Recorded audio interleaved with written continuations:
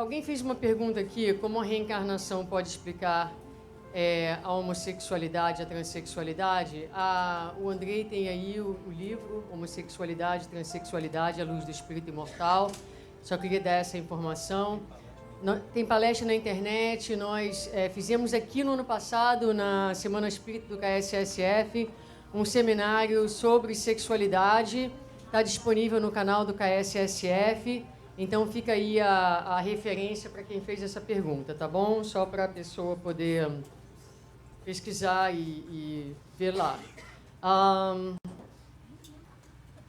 Qual exercício vocês sugerem para criarmos intimidade com Deus? Ótima pergunta.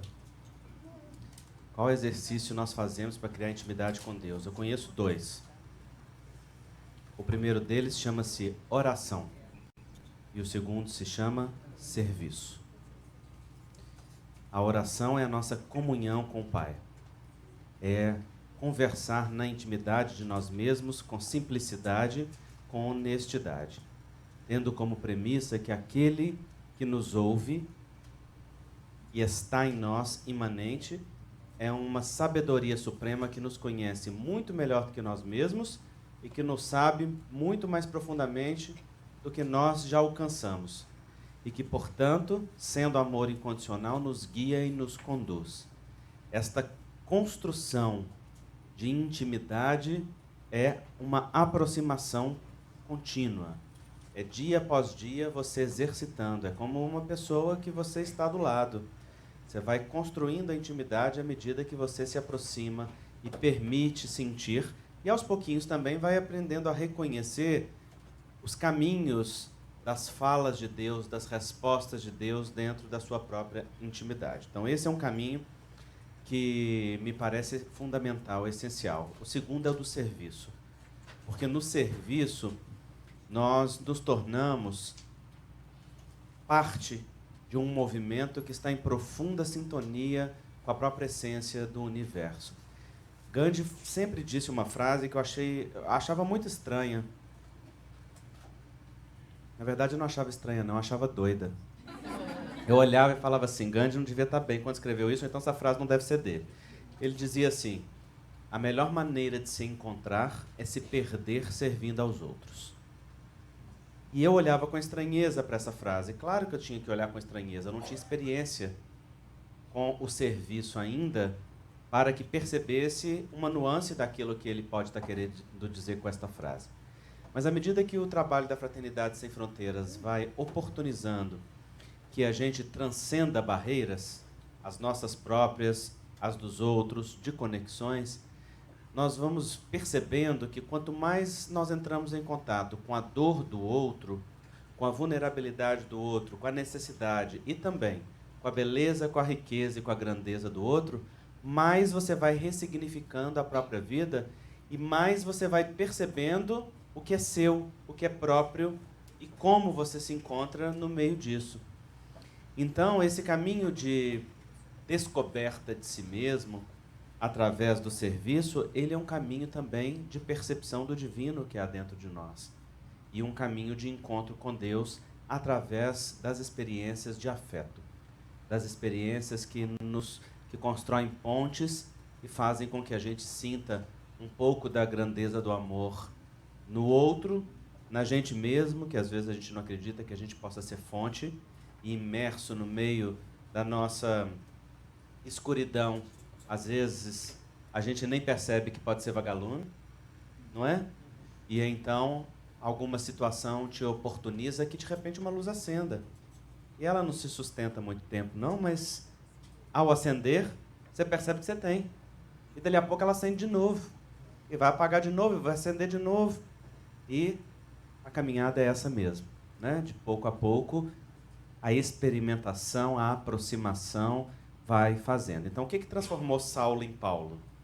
Não foi a decepção e a frustração de se perceber perseguidor, simplesmente.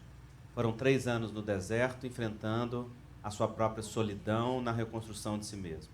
A coragem de voltar e recomeçar. E pequenas experiências que foram somando a ponto dele chegar àquele ponto que nós conhecemos um Paulo de Tarso, extremamente integrado com Jesus, a ponto de dizer, já não sou mais eu quem vivo, mas o Cristo que vive em mim, porque estava numa tamanha identificação com Jesus que para ele já não fazia mais distinção entre ele e o próprio Cristo, tamanho nível de sintonia que ele se sentia internamente.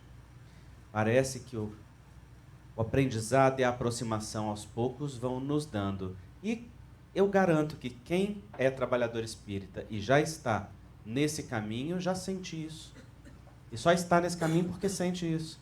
Porque sente um encontro, um aconchego, uma alegria, um calor interior que faz a gente querer ir adiante. Não é? Então, oração e serviço parecem ser caminhos eficazes de conexão com o Pai. A gente vai fazer um pouquinho diferente a dinâmica hoje, para dar a oportunidade de lermos mais perguntas. Então, a pergunta foi bem respondida pelo companheiro André Moreira. Obrigado. Vamos seguir a próxima pergunta, que de uma certa forma, ele também já respondeu, porque como me dar conta dos meus poderes, né? Então, a primeira ideia é acreditar que você tem, né? E depois se movimentar, sair da margem da vida e se colocar a caminho. E quando se trata do amor, o amor ele não se esvazia. Então, quanto mais amor nós damos, mais nós vamos descobrindo que nós temos mais amor dentro de nós. O Espírito Dias da Cruz diz que nós temos dentro de nós como se fosse um lençol freático submerso, que é a fonte do amor em nós.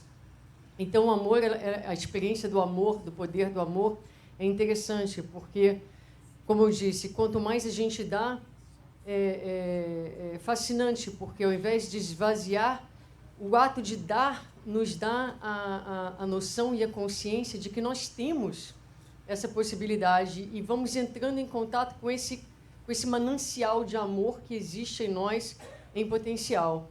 Então, as virtudes estão todas em nós, são a nossa herança, não é? E o que vai nos dar consciência dos nossos poderes é a prática, é o levantar, caminhar e o fazer. Quanto mais a gente faz, mais a gente vai se dando conta da nossa própria capacidade de fazer, de servir e de construir. Essa pergunta, vou passar para Rossandro diretamente, porque foi feita para ele, né? O que você tem a dizer sobre a grande sensibilidade das crianças e jovens de hoje, da não resistência à frustração? Qualquer coisa é considerada bullying. Por pouca coisa se deprimem. E qual o papel dos pais em tudo isto? Posso fazer um seminário sobre o tema? 5 minutos. Sugestão, tem um monte de palestras sobre o tema na internet para aprofundar. O livro Help Me Eduque é todo um tratado sobre isso, com pesquisas bem atuais. Queria só acrescentar, Suzana, aqui me veio uma imagem na cabeça de como não é minha, porque eu não criei, então deixa eu transmitir ela que eu recebi aqui, né? Sabe quando a gente está cavando petróleo? Vocês já viram um filme de pessoas cavando petróleo? Às vezes é preciso muito tempo, às vezes se cava ali, até achar, né? E quando finalmente chega no lençol que está lá o petróleo, ele jorra de um jeito, de uma intensidade, e quem primeiro se molha são as pessoas que estavam procurando. É assim o amor. A gente é o primeiro a se beneficiar desse amor, só que ele é tanto que não dá para ficar só para a gente. E eu não poderia ficar com petróleo só para mim, porque eu não ia enriquecer em nada, porque é preciso então que isso jorre e vá para os outros. O amor é desse jeito, é infecundo. E num mundo como o nosso, tudo que a gente não pode economizar é amor, vamos combinar.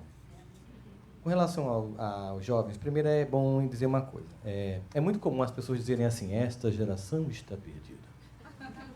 Quando a pessoa diz isso, eu penso, será que ela desencarnou? Porque ela pensa que essa geração é de quem? É nossa. Essa geração é a nossa geração. Não é a geração dos jovens. Todos nós encarnados estamos nessa geração. Todas as gerações, todas, até hoje, não vai ser diferente, venceram. Todas as gerações mostraram soluções para o seu tempo, para as suas angústias.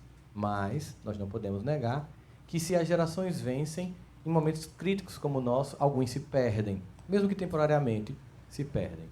Nós temos, obviamente, aí uma fragilização que tem muito a ver com os pais, que não entendem o caráter pedagógico da educação. Todo pai, toda mãe, todo aquele que cuide e cumpre esse papel, ele entende, tem que entender que tudo que ele faz, o que ela faz, o que eles fazem juntos, tem caráter pedagógico. qualquer experiência com os filhos deve ser, isso sem nenhuma noia, assim, eu tenho que ensinar. Não, de forma muito tranquila. Tem um caráter pedagógico. Eu uma vez estava em São Paulo, fazer uma palestra lá, e o cara me convidou para ir na casa dele, depois de jantar, porque ele tinha pedido na empresa se fosse possível jantar com ele.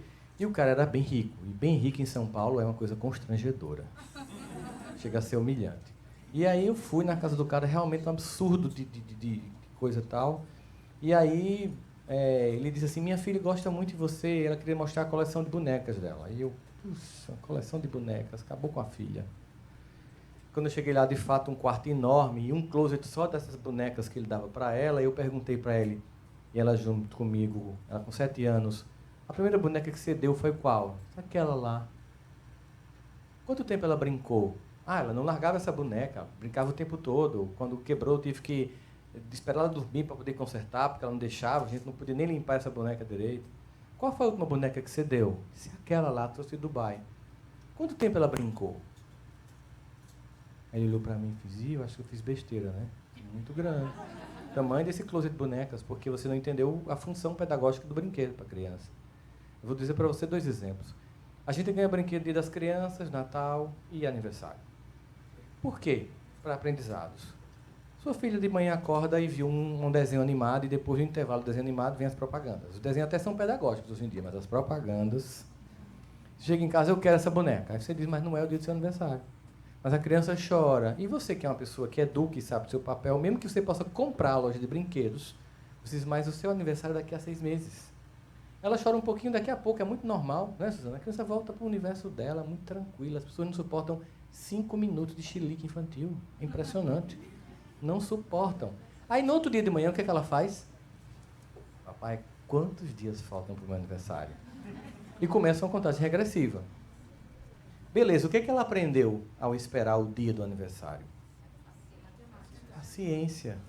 Matemática também. Gostei dessa resposta, ninguém tinha dado. Adorei. Matemática, paciência. Ela aprendeu que chegará o tempo das coisas. Ela não vai roer as unhas, ela não vai puxar o cabelo, ela não vai se cortar, ela não vai ficar sem dormir antes de viajar, ela não vai ficar sem dormir antes da prova, porque ela não vai antecipar as coisas. A ansiedade dela vai ser muito mais controlada. Mas 3 meses depois, a prima ganha a boneca. Porque é o aniversário da prima, mas faltam 3 meses pro dela. Ela vai para o aniversário, já faz aquela cara de... aquele bicão enorme. Entra no carro com aquele bicão, você sabe o que é, mas meio que... que foi? Nada. Aí você insiste, minha prima ganhou. Aí você diz, mas não é o seu aniversário ainda. Mas ela já tem, você explica, mas foi o aniversário dela, o seu é daqui a 3 meses. O que é que ela aprende? Ela aprende a não invejar. Ela aprende a não ficar infeliz com o sucesso dos outros. E aprende a construir o dela. Só com isso, você ensina isso. Quando você, para não ter estresse, para ser mais confortável, dá, entrega, não interage, empodera antes do tempo, você cria um déspota. E há uma inversão da ordem, que a constelação vai explicar, que é o que está acontecendo hoje, uma profundização da ordem. Nós temos a Sua Majestade do bebê. Há uma inversão da ordem. Eu já vi casos de casais amigos que quem escolhe o carro é criança. A criança que escolhe o carro, gente. Ela que escolhe o que vai comer. Entende? Nós saímos de casas em que os quartos dos pais eram de portas fechadas e os dos filhos abertas, para casas em que as portas dos filhos são fechadas e as dos pais abertas. Não está dando certo. Então, aí tem muito mais coisa que eu poderia dizer, mas para a gente responder todas as outras, procure os vídeos que tem muito conteúdo sobre isso. Acrescenta.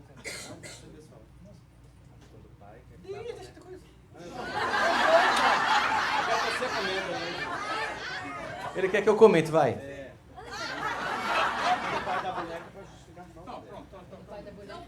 Sim, exatamente.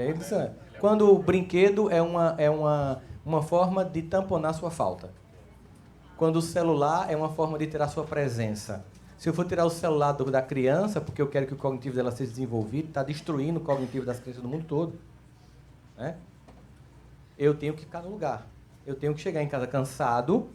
Suzana estava dizendo, eu fiz esses seminários em intervalos de 10 minutos, cortados, cuidando das crianças. Era mais fácil ela simplesmente, dá um tempinho aqui que eu vou estudar. Mas não é assim que funciona. Eu tenho que estar junto. Porque vai chegar um momento que ele não vai querer mais estar junto. Então eu tenho que estar bem junto no momento que ele precisa de mim, porque no momento que ele não quiser mais estar junto, eu não vou ter nenhum problema, porque eu sei que daqui a pouco ele vai querer voltar. Mas se você é ausência e dá coisas no lugar, você está comprando um afeto que não se compra, gente. Se constrói.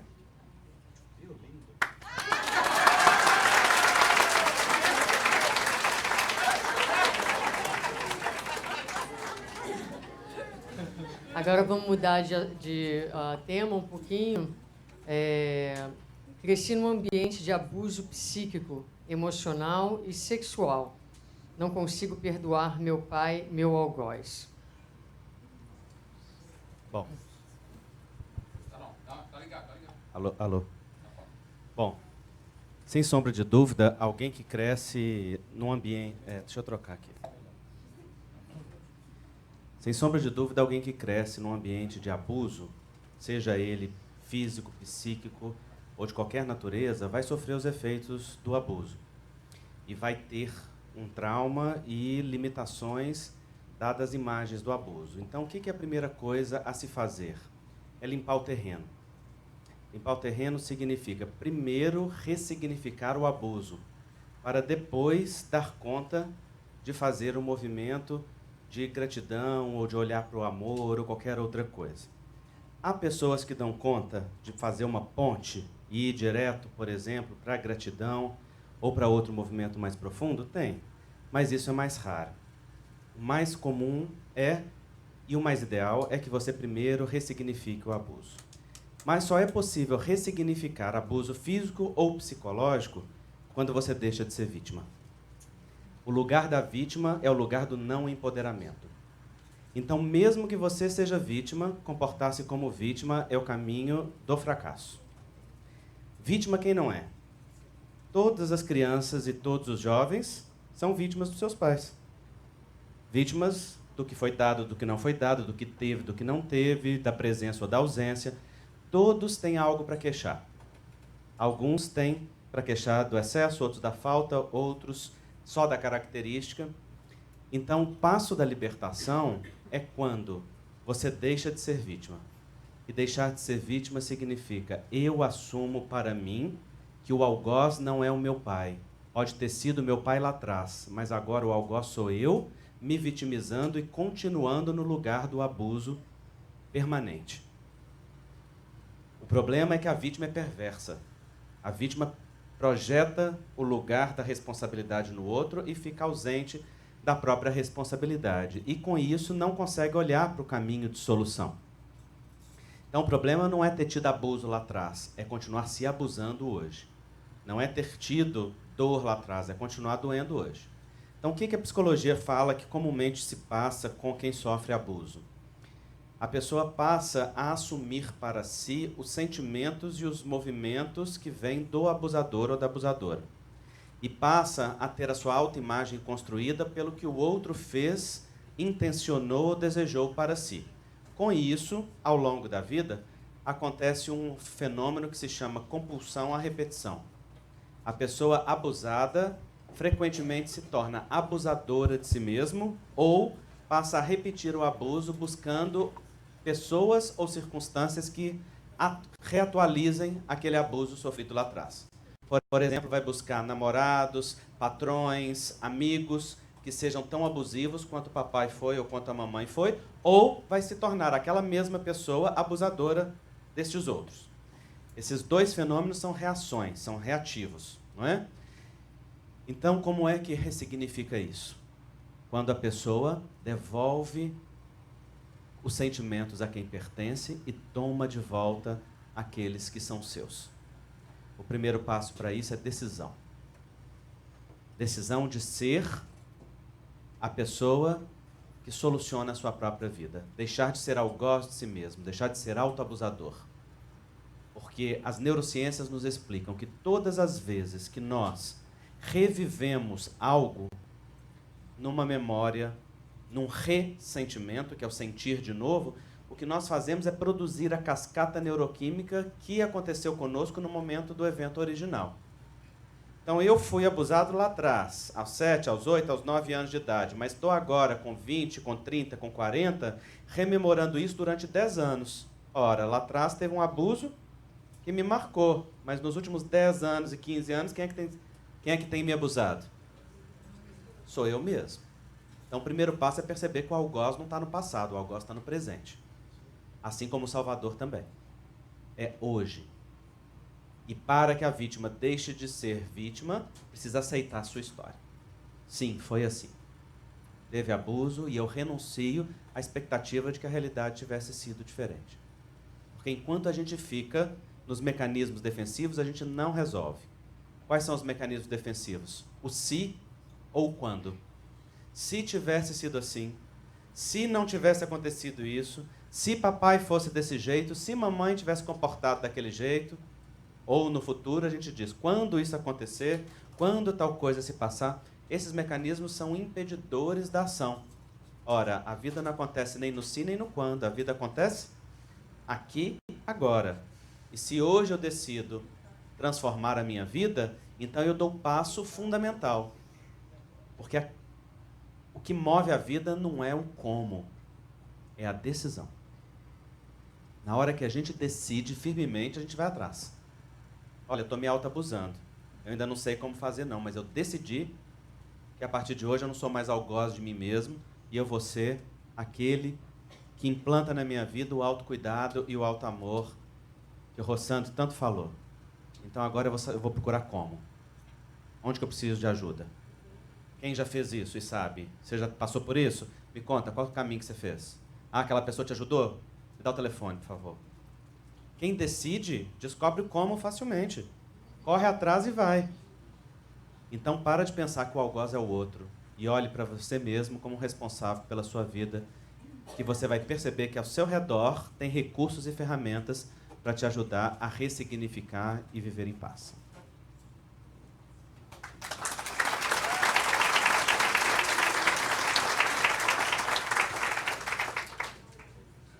Próxima pergunta: por que temos tanto medo de ser luz? Bom, a gente fala muito dentro da doutrina espírita sobre o processo de transformação pessoal, né, ou de iluminação, que todos nós estamos buscando. Mas ninguém disse que era uma coisa fácil de se fazer. E falando, estudando sobre isso, nós vamos percebendo que esse processo de iluminação ele requer uma travessia. Nós temos que ir de uma margem à outra. E nessa travessia é preciso sempre que haja alguma perda antes de se haver um ganho. Então, muitas vezes, a parte do problema é que nós não queremos abrir mão do velho.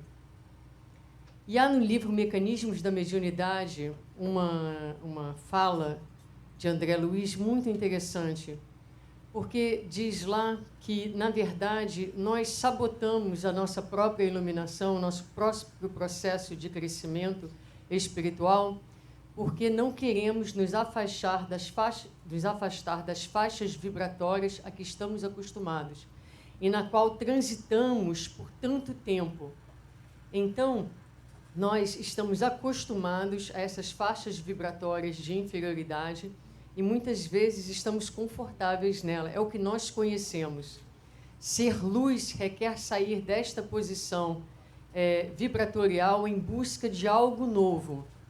E muitas vezes, a inferioridade, a miséria, o drama ainda é o que dá sentido à nossa vida.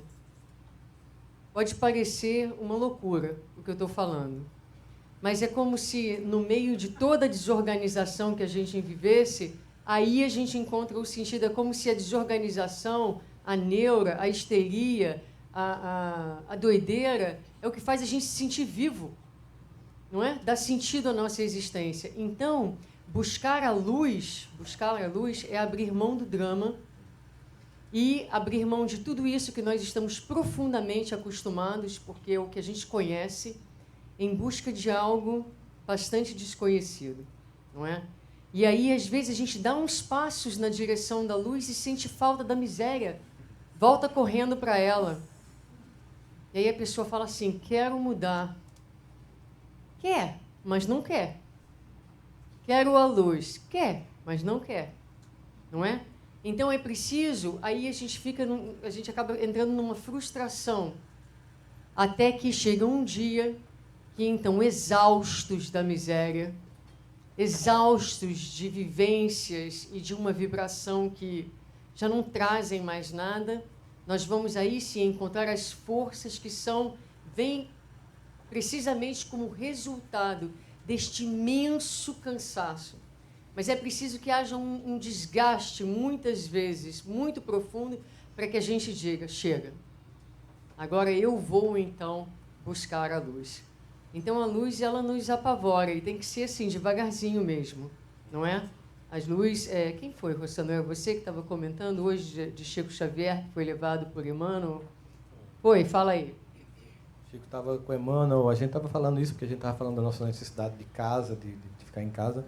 Aí Emmanuel começa a levar Chico para falar do universo, começa a levar ele ser deslocado de forma no corpo astral para vários planetas. E quando ele está numa dimensão bem grande, que Emmanuel está dando uma explicação muito gigantesca, aí Chico faz, Emmanuel, eu queria tomar um cafezinho, um pão de queijo lá em Uberaba. Entendeu? Porque tem hora que a gente quer esse lugar. Muito bem.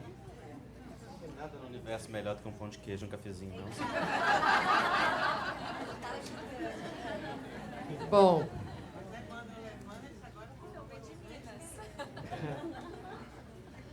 Como reagir se ao pedir perdão, esse perdão nos é negado? Perdoar não é esperar um pedido de perdão, nem perdoar é esperar um reconhecimento do outro. Sabe a coisa mais irritante que existe quando você vai perdoar? É quando você passou anos ouvindo falar que perdoar é importante. Ouviu na sua crença, qual que seja ela, que perdoar é importante. Fez terapia para perdoar. Conversou com um monte de gente e disse, vou perdoar. Aí chega, Suzana, eu te perdoo. Aí a Suzana faz, de quê? Aí você odeia 2 vezes. Quando eu vou perdoar, eu não tenho que criar expectativas sobre o outro e a reação do outro. Eu vou comunicar a minha libertação daquilo, mesmo que você queira continuar me odiando, porque às vezes é um perdão duplo. Eu posso também precisar dizer, eu estou te perdoando e te pedindo perdão. Aí a pessoa vai dizer, mas eu não te perdoo. E você tem que entender, eu sei o tempo que eu levei para conseguir isso, então talvez ela tenha que levar o tempo dela. Eu comecei em algum outro ponto, antes um pouquinho, daqui a pouco ela encontra o ponto dessa pessoa. Então não posso criar expectativas. Eu vou em nome da minha libertação. E o outro vai chegar no momento dele ou dela, da libertação dela. Então, eu tenho que ir. E tem casos em que eu sei que eu tenho que fazer esse pedido sem comunicar a pessoa. Porque eu sei que ela está no nível assim, ainda de tanta perturbação, de tanto egoísmo, que ela pode usar o meu pedido de perdão contra mim. Vai dizer, tá vendo? Agora você reconhece, não sei o quê, entendeu? Então, às vezes, a pessoa está naquele nível assim, eu vou perdoar, não vou nem comunicar, porque ela não vai entender. Ou vai achar que eu sou idiota e vai querer fazer de novo. Entende? Então, é uma coisa que eu vou fazer em mim. Eu posso ou não comunicar ao outro. De que forma instruir pessoas enlutadas a ter uma visão mais leve sobre a perda? Indicando ela para o grupo da Rosana. Não é, Rosana? Projeto Acolher.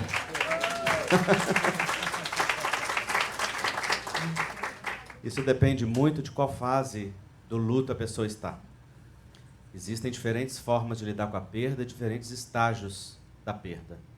Né? A Elizabeth Kubler-Ross fala de algumas dessas fases, falando que diante de qualquer processo de perda, a gente passa primeiro pela negação, depois pela raiva, depois pela barganha, depois pela tristeza, até chegar na aceitação. Na negação, não, isso não está acontecendo, e a gente pode ficar ali muito tempo. Não, não é assim, a evidência está diante dos olhos, mas não. Na raiva, na barganha a gente tenta trocar. Será que se eu fizer isso não acontece? Não é? Aquelas tentativas que a gente faz. Será que se eu parar de fumar você salva meu marido? Aquelas coisas que... Né? E é até interessante a gente olhar a fase da barganha, porque são as coisas, inclusive, infantis, que povoam a barganha. Né? As barganhas são sempre a nosso favor. Eu geralmente pergunto assim, como é que Deus ganha nessa parte aí? E aí a raiva, sim, está acontecendo, não adianta negar, não adianta barganhar, é assim.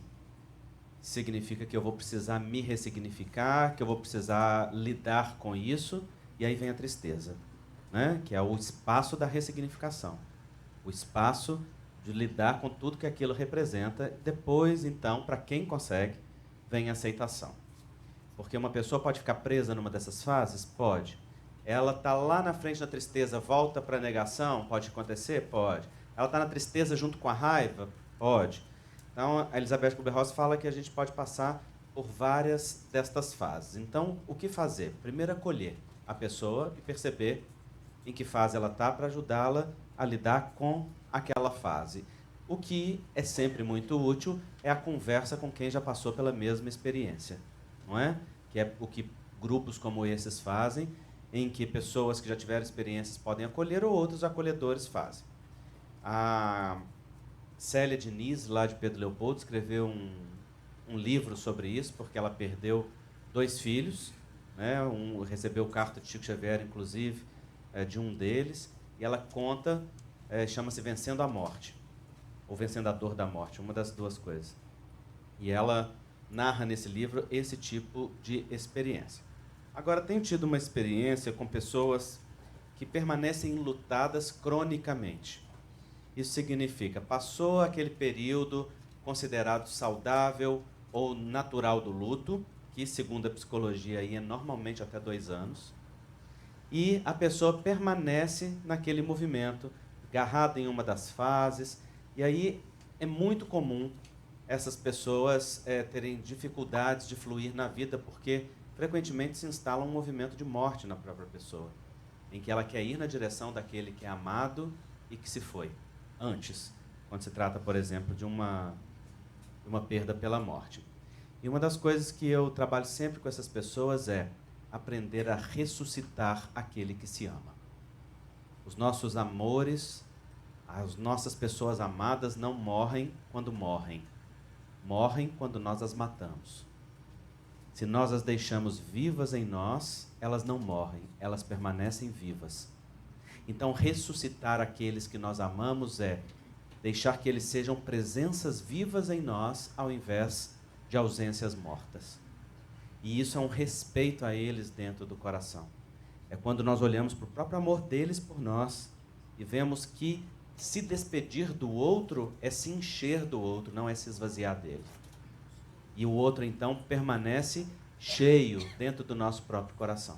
O que os filhos faziam através da mediunidade de Chico Xavier? Iam falar com as suas mães, consolavam, falavam como é que estavam, falavam um pouquinho também da dor delas, e no final: agora, mãe, para de chorar e vamos trabalhar. Estão me falando aqui para a gente poder servir a vida. Pega o amor que você tem por mim e distribui para os outros órfãos da existência em meu nome, e eu vou estar com você. Olha que coisa linda. O que esses filhos estavam falando para a mãe? Agora para de me matar. Já choramos, foi duro para mim, foi duro para você, mas a realidade é o que é. Agora vamos fazer algo bom com aquilo que nos aconteceu. Vamos nos conectar em outro nível. Para de viver da minha morte, passa a viver da vida que há em mim, que continua a existir. E juntos vamos oferecer o que nós temos. Se não podemos mais conviver na alegria de distribuir o amor uns para os outros, vamos partilhar, não é? E isso é possível que nós façamos. Me lembrei aqui, só para encerrar, contar um casinho de uma criança que estava vivendo um luto antecipado. Eu lembro que eu era estudante de medicina, fui visitar uma amiga que estava no pronto-socorro ao lado da faculdade, fazendo sutura, fui falar alguma coisa com ela, e ao chegar lá, eu ouvi gritos, uma criança berrando. E eu falei, estão matando, né? E fui lá dentro ver o que era, como é pronto-socorro, sutura. Geralmente a gente vê feridas muito grandes. Não, a criança tinha um corte importante na cabeça, que precisava de ser suturado, mas não estava em grande estado crítico, não. Mas nós temos um método muito delicado e suave para dar ponta em criança, não sei se você sabe. A gente abre um lençol, estica a criança e dobra e faz ela de uma múmia, né? Inteirinha, ela não consegue nem mexer, fica só com aquela parte que precisa suturar para fora. E ela já estava assim, estava tentando, e haviam 4 adultos tentando segurá-la. e não conseguiam. E ela se debatendo. Era um menino de mais ou menos uns 8 anos de idade. E o que me chamou a atenção, fiquei olhando aquela cena, primeiro, um garoto que tem força maior do que 4 adultos tentando segurar. Segundo, que ele gritava, eu vou morrer, eu vou morrer, eu vou morrer. E eu achei aquele estranho. Eu falei, ele vai ter uma sutura e ele acha que vai morrer com um pontinho desse. Tem alguma coisa estranha. Então, eu sou bem enxerido. Eu cheguei perto e perguntei para a tia, o que está acontecendo com essa criança? Tem alguma coisa acontecendo na vida dela? E ela falou, não, não tem nada. E aí, de repente, ela parou e falou assim, não, tem sim. Uma tia que ele gosta muito está terminal no hospital. E ele não pode entrar para visitá-la. Naquele momento, ele soltou todo o corpo, perdeu todas as forças e resistências e começou a chorar calmamente e dizer, eu não quero que ela morra. E ficou claro que aquela gritaria dele era só um sintoma dizendo, eu estou perdendo a minha tia e eu não posso nem me despedir dela. E não podia, porque era uma situação que ele não podia entrar no hospital. Então ele perdeu a resistência, ele não opôs-se mais à sutura, porque o núcleo da dor dele foi acessado e ele pôde dizer da sua dor. E eu comecei a conversar com ele sobre aquilo. E eu falei com ele, você já viu um palito de fósforo queimando? Eu perguntei para a tia, qual a religião da família? Ela disse, nós somos católicos. Bom, então são espiritualistas, acreditam que algo sobrevive à matéria.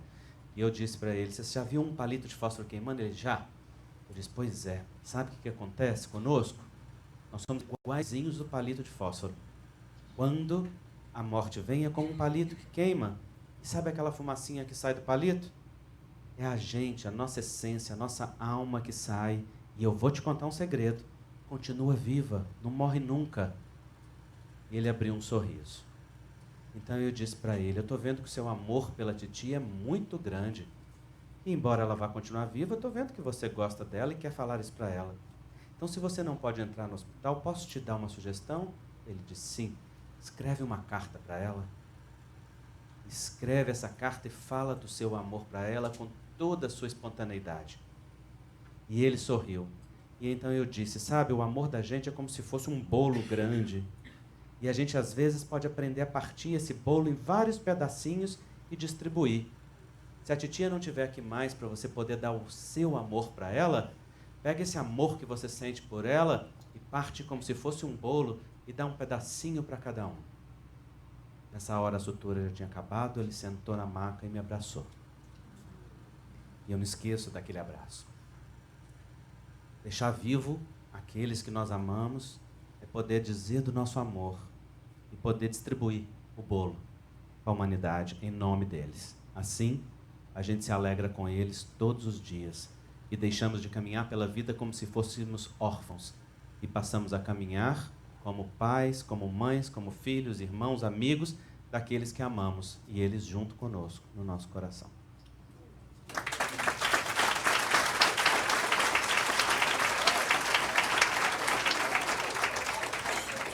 Acabou a conferência, né, gente? Não dá vontade mais de falar. Você encerrou, né, os trabalhos com essa fala. Vamos ver se a gente consegue fazer mais 2 perguntas aqui. Eu vou ter que responder essa. Essa pessoa te utilizou de uma técnica. Fica aí a dica para o futuro. Ela escreveu a mesma pergunta 2 vezes. Você viu? Talvez se escreva 5 vezes, tem mais chance de ser respondida. Mas como tem 2 aqui, eu vou responder. Quando eu entendo que ainda não consigo perdoar, posso me paralisar neste lugar? Pode, não é? Pode. Quando a gente contou hoje de manhã sobre o processo do perdão, nós também, naquele primeiro momento, depois, vamos chamar assim, entre aspas, do insulto, né? Aquilo que a gente considera que é o insulto, né? Também não achava que eu tinha capacidade naquele momento de perdoar. E podia ter ficado paralisada no vitimismo, na culpa, passar minha vida inteira, né, fixada naqueles que fizeram, que me magoaram e tal. Então, sim, é possível. E muitas vezes nós perdemos um tempo imenso, tempo útil da nossa existência parados, não é? nas culpas, no vitimismo, no remorso. Agora, aqui o que é importante, que eu acho que é importante dizer, é sempre nós lembrarmos que o perdão é um processo, é uma jornada. E o mais importante é você não desistir dele, não desistir. Então, ainda que você diga, eu não consigo, e eu citei, acho que ontem, a fala de Dr. Bezerra em uma mensagem psicografada por Divaldo Pereira Franco, quando ele diz, se não consegues ainda perdoar, tenta ao menos desculpar. Mas se não consegues desculpar, deixa que a compaixão entre no solo ressentido da tua alma, não é? Então, a gente pode começar, às vezes, por esse movimento de compaixão, de olhar para o outro, de trazer a visão da espiritualidade. Não é ainda o perdão, não é? Mas é o início da caminhada. O importante é caminhar dentro daquele processo que a gente descreveu. Em momento algum eu desisti do processo, não é? A gente foi perseverando, perseverar, acreditar que um dia a gente vai conseguir em verdade, a cicatrização da nossa própria alma e a ressignificação dos eventos. E passando para o Sandro, até onde o papel dos pais é ajuda e onde extrapola os limites, fazendo dos filhos pessoas fracas e sem responsabilidade pelas questões da vida. É uma questão muito comum hoje em dia. Diria que no passado houve um excesso de regras e criou uma geração de traumatizados. Hoje há uma falta de regras e está criando uma geração de pessoas incompetentes. E o que nós buscamos então, depois dessa antítese e tese, é uma síntese, em que a gente possa buscar do passado, daquilo que funcionava nas famílias, que é exatamente o que a constelação resgata com toda a força, a ordem. A ordem sempre formatou o psiquismo humano. Os limites tinham função de ordenar. Mas, obviamente, que no avançar da sociedade, a gente começou a questionar ordens descabidas, torturas, surras, submissão do feminino. Então, houve uma busca de mudar esse comportamento familiar a partir dos anos 60 e houve uma transformação. Mas aí a gente tem uma tendência histórica de forçar o pêndulo de um lado para o outro. Saímos de uma família repressiva para uma família permissiva. E agora nós estamos em busca de uma família equilibrada. Mas muitos pais têm dificuldades porque imaginam o limite como tolhimento da individualidade, da criatividade. Tem uma propaganda que eu acho muito engraçada que tem no Brasil, que é de um sabão em pó. Aí ele coloca assim, seu filho vai, brinca, pula, mela tudo, mela a parede, aí diz, mas não se preocupe, porque o sabão em pó tal lava. Não é assim que funciona. Né? Parece que é... Então, assim, a criatividade pode ser colocada numa cartolina, não necessariamente na parede da casa. Porque tem um custo para limpar, que você tem que ter consequências daquilo ali. Ela não tem que ser tolhida de criar, ela tem que ser direcionada para a criação, sendo um lugar em que ela possa se expressar sem gerar constrangimento. Mas vamos entender isso agora, a partir de uma perspectiva comum que eu vi no Salmo de Davi. Você entende que Davi era um homem como nós, né? Era um homem como nós, assim, e ele vivia a sua experiência cotidiana naquilo que ele fazia. E nós percebemos que, como era uma comunidade rural, por isso que Jesus tanto falava de exemplos do mundo rural e o próprio Davi, ele estava num dia querendo responder uma questão teológica muito clássica, muito básica mesmo, diante das suas angústias, das suas dores. Existe um livro chamado Salmos, que é um livro dos judeus, que é um livro de músicas. Os salmos são hinos cantados diante do templo, antes da entrada dos rituais de Jerusalém. Porque tem salmo de escadaria, porque era na escadaria do templo. Dos 150 salmos que nós conhecemos, ou 140, conforme a tradução evangélico-católica da Bíblia, Davi compôs 105. Davi compunha mais salmo do que um cantor de sertanejo goiano.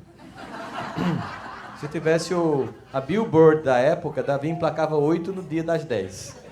Né? Primeiro lugar, Salmo 23, Davi, e aí. E um dia ele queria responder uma questão bastante clássica da teologia, mas ele tinha uma limitação. Ele queria entender quem era Deus e como Deus se relacionava com ele. É uma grande questão dos estudos da teologia. Mas ele tinha uma limitação, algumas limitações. Primeiro, a limitação era como o material explica o imaterial. Como o circunstancial explica o atemporal. Como o temporariamente finito explica o infinito. Então, do ponto de vista epistemológico, ele tem uma grande dificuldade de fazer isso. No entanto, ele fez o que a gente chama na psicologia de ancoragem. Ele ancorou a sua realidade para explicar o que é transcendente. E ele morava num lugar, como a gente está aqui no KSSF, imagine que para ele levar as ovelhas para pastar seria como ir daqui num canto que fosse 40 minutos de caminhada. Então ele ia todo dia e ele fazia esse trabalho porque lá tinha pastos verdejantes. Então ele andava um pouco mais distante do lugar onde ele morava mais seco, levava as ovelhas para esses pastos verdejantes. E quando elas se refestelavam, se alimentavam, elas tinham que se refrigerar, porque o sol escaldante da Judéia também era muito, muito forte. E tinha um riacho próximo com águas mais tranquilas, não profundas, a ponto que ele podia colocar as ovelhas, elas podiam se refrigerar sem se afogar. No cair da tarde, ele tinha que voltar. Mas ele pensava, vou ter que voltar aos 40 minutos caminhando de novo, vai cansar as ovelhas. Tinha um atalho. E esse atalho, como a gente sabe, atalho é sempre perigoso, ainda mais que Davi não tinha o Waze. Então, o que é que acontece? Esse atalho é uma região em que duas montanhas são tão próximas uma da outra que elas fazem sombras uma sobre a outra. Só tem luz solar no meio-dia. No cair da tarde, como no início da manhã, há uma sombra. E tinha um precipício nessa região em que as pessoas, quando passavam, os assaltantes esperavam para tomar o que as pessoas tinham e, para evitar um depoimento, empurrava e a pessoa morria. Por isso ficou uma fama muito ruim esse lugar. Ficou conhecido na época como, saía sempre nos jornais policiais da época, mais um crime ocorreu no Vale da Sombra e da Morte. No entanto, para poupar as ovelhas, Davi voltava por ali, pensando nelas. Então ele teve um insight. Aí ele fez, então é isso. Baseado na vida comum dele, ele transcendeu, meio que poeticamente, a relação com Deus. O Senhor é o meu pastor.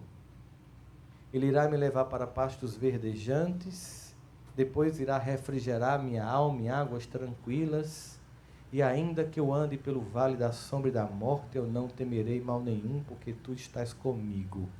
Quando você vai atravessar uma rua extremamente cheia de carros, e seu filho dá mão para você pegar, ele se preocupa em atravessar? Não. Porque ao dar a mão, você estabeleceu o limite, a hora de atravessar, a velocidade do passo, a maturidade de esperar o sinal abrir, ir para a faixa. Todas essas responsabilidades que tem quem chegou primeiro. Olha, eu encarnei primeiro. Eu estou aqui antes de você. Então, eu sei lugares que dão certo e que estão errado. Então, enquanto depender de mim, eu farei as escolhas. Porque um dia você vai fazer as suas escolhas, mas eu tenho que te treinar. Porque quando você fizer as suas escolhas, e ainda assim eu te treinando vai dar certo e vai errar algumas vezes, você vai poder ter competência de voltar. E aí Davi diz, ainda que eu ande pelo vale da sombra e da morte, não temerei mal nenhum, porque tu estás comigo, e acrescenta, porque a tua vara e o teu cajado me consolam. Aí você, Davi, estava tão bonito. Que é que um cajado e uma vara vai consolar ninguém, ou como está numa tradução mais literal, porque a tua disciplina e a tua ordem me mantêm no caminho da retidão. Então, mas a gente pegando o mesmo simbolismo da vara e do cajado. O cajado é um pedaço de madeira maior que uma vara e mais grosso que uma vara, que serve para o pastor ficar escorado. Por que ele usa isso? Porque ele vai passar o dia olhando para o objeto da sua criação. Ele não perde o contato visual, que os pais perderam hoje em dia, quando os filhos chegam em casa e os pais no celular perguntam, como é que foi lá hoje? Normal, e entra e não foi normal. Ele está triste, ele está angustiado, ele sofreu bullying. Entra no quarto, demora mais que de costume, mas você não presta atenção.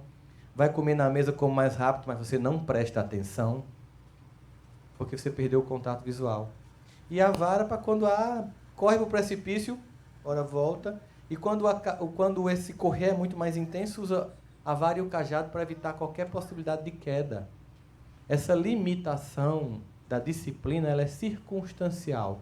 A disciplina dos pais é um limite temporário dado ao espírito para que, na medida em que ele amadurece nessa encarnação, reconfigura, reinstala os aplicativos, corrige o bug do sistema e tem maturidade. Nesses 18 anos que André lembrou simbolicamente que, do ponto de vista orgânico, é 18 mais para as almas, depende, porque tem pais que infantilizam os filhos, que é um complexo de Peter Pan reverso. Você quer mantê-lo na infância para continuar sendo vítima dos seus caprichos. E você não quer deixá-los amadurecer para não testar a sua capacidade de lidar com pessoas maduras. Então é preciso que você tenha a tranquilidade de deixar aquela alma crescer para ela fazer como o meu amigo, né? Então, assim, volte 2 casas, papai, porque eu não pedi para você me julgar, eu pedi para você me ajudar, porque eu cometi um erro. E se você não tiver autoridade, você vai agredir a criança. O que é que a gente vê hoje? A gente vê hoje a maior queixa, eu não sei como é aqui nos Estados Unidos, mas no Brasil nós identificamos que a maior queixa dos jovens é: os meus pais não me escutam. Não há diálogo no meu lar. E quando me escutam, eles gritam. E como eles gritam e não me escutam, eu não dialogo com eles. E vai conversar com quem? Com pessoas tão imaturas quanto eles, que também estão sendo gritadas ou não escutadas. Aí, há 30 anos atrás, Renato Russo, vendo essa dinâmica, e como poeta antecipando tendências do estudo da psicologia, porque a arte consegue entrar num arquétipo e antecipar, disse: parece cocaína, mas é só tristeza.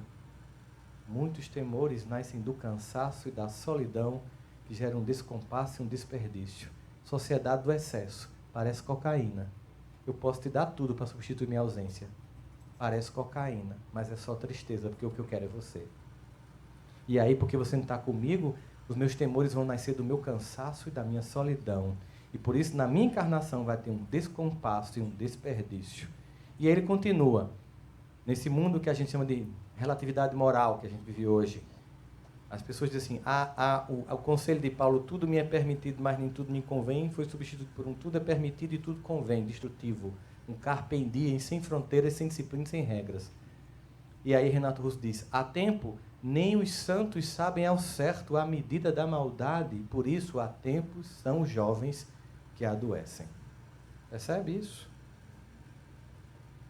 Nós temos o caso do Cartola, que tinha uma sobrinha chamada Creuza, 16 anos, uma filhada. E ele foi dar um conselho para ela, porque ela estava naquela fase, ela só pensa em namorar. E foi dar um conselho, né, normal. E percebendo as escolhas equivocadas que ela estava fazendo, ele deu um conselho e o eu poético dele falou para além dela, de uma geração inteira, e com muito carinho, ele disse: ainda é cedo, amor.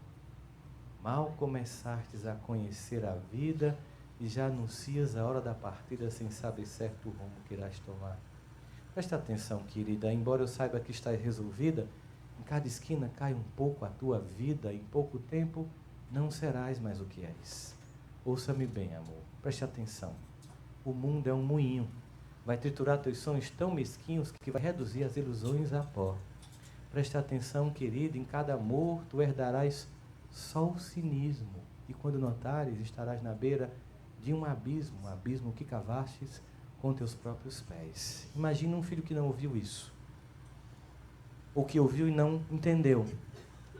Eu fui assistir a biografia de uma personagem extremamente rica, uma alma incomum, Fred Mercury, em Bohemian Rhapsody. Um filme fabuloso, a grandeza dele, inclusive no diagnóstico. Eu não vou ser o exemplo da decadência, eu vou cantar, né, a força dele.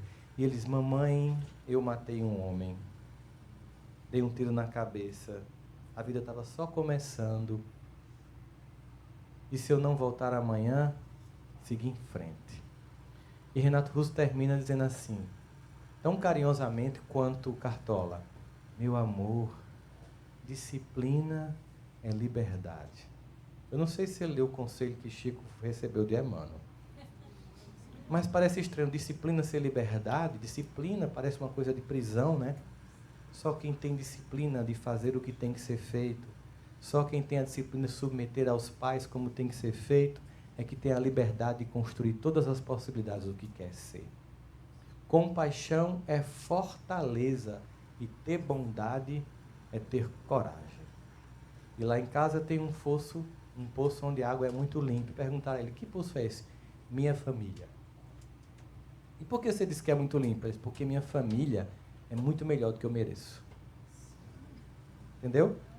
É um reconhecimento. Então, a disciplina temporária para a construção das habilidades, para que, como diz Khalil Gibran, nossos filhos que não são nossos filhos são flechas que lançamos, possam ser lançadas ao infinito das possibilidades de Deus.